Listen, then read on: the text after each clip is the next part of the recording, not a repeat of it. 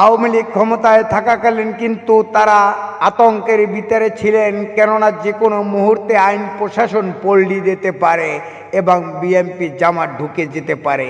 কিন্তু হ্যাঁ, সেটা হয়েছেন, আইন প্রশাসনই তাদেরকে পল্টি দিয়েছেন। আজকের বাংলাদেশে জামাত, বিএনপি, এনসিপি কিন্তু 120 ডিগ্রি আতঙ্কের ভিতরে আছেন যে কোনো মুহূর্তে আইন প্রশাসন তাদেরকে পল্টি দিতে পারে এবং আওয়ামী লীগ ঢুকে যেতে পারে। তারা এই দেশের রাষ্ট্রীয় আয় এবং বাণিজ্য কিন্তু তারা শাহাবুদ্দিন চুব্বু সাহেব যদি যায় এবং তাদের পদত্যাগ করাতে পারে, তাহলে তারা ভাগ বটরা করে বিভিন্ন রাষ্ট্রে বিলীন করে দিতে পারে এবং তারা ভাগ করে আয় নিয়ে যেতে পারে এবং তাদের স্বার্থের জন্য পাচার করে দিতে পারে। এটাই বাস্তব, এটাই সত্যি।